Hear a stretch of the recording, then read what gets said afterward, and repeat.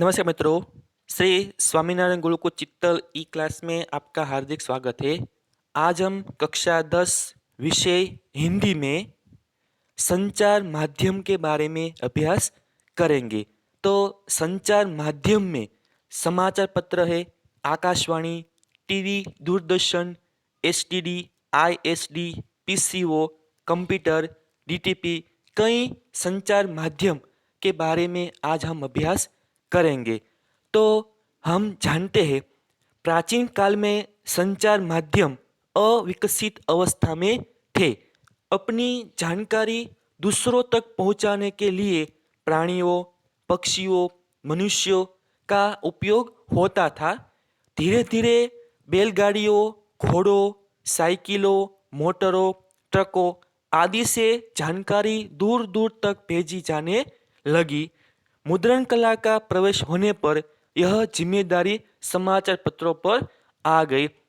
पिछले कुछ वर्षों में संचार माध्यमों का क्रांतिकारी विकास हुआ है। उपग्रहों के माध्यम से Doordarshan, Akashvani, fax, email, mobile तथा डाक व्यवस्था में भारी प्रगति हुई है। कंप्यूटर में क्रांति आ गई है। इंटरनेट के माध्यम से क्षण भर में कोई घटना सारे देश में या पूरे विश्व में टीवी पर दिखाई दे जाती है। यहाँ वर्तमान समय के कुछ संचार माध्यमों के बारे में उपयोगी जानकारी दी गई है। तो पहले हम समाचार पत्र के बारे में जानकारी प्राप्त करेंगे। तो देखिए मित्रों, समाचार पत्र जनसंचार का मुद्रित माध्यम है। इस सुबह समाचार पत्र समाचार लेकर लोगों के पास आते हैं। यह आज लोगों के जीवन का अभिन्न अंग हो गया है। आज समाचार पत्र शिक्षा, खेल, मनोरंजन, साहित्य एवं विज्ञापन के लिए बहुत उपयोगी है। समाचार पत्रों का ब्रिटिश शासन में बड़ा महत्व था। आज़ादी की लड़ाई में इनका बहुत योगदान था, यह बात हम जानते हैं। लोगों को आज़ादी के लिए तैयार करने में इनकी महत्वपूर्ण भूमिका रही है। Bengal Gazette, Hindustan Times, National Herald, Pioneer, Mumbai Mirror, Kesari, Vande Mataram, Pratap, Harijan, Young India, Al Hilal आदि उस समय के प्रसिद्ध समाचार पत्र थे। हिंदुस्तान की सही तस्वीर उन दिनों कैसी थी, इसका पता इन समाचार पत्रों से चलता है। तो आगे का संचार माध्यम है आकाशवाणी। तो इसके बारे में हम जानकारी प्राप्त करें। सन 1901 में मार्कोनी नामक वैज्ञानिक ने रेडियो का आविष्कार किया था। इसकी सहायता से देश विदेश में होने वाले कार्यक्रम सुने जा सकते हैं। इसमें वाणी को विशेष यंत्रों द्वारा ध्वनि तरंगों के माध्यम से प्रसारित किया जाता है। All India radio, BBC, London जैसी संस्थाएं समाचार, जलवायु तथा कार्यक्रम आदि प्रसारित करती है। इससे हम गीत, समाचार तथा विज्ञापन सुनते हैं।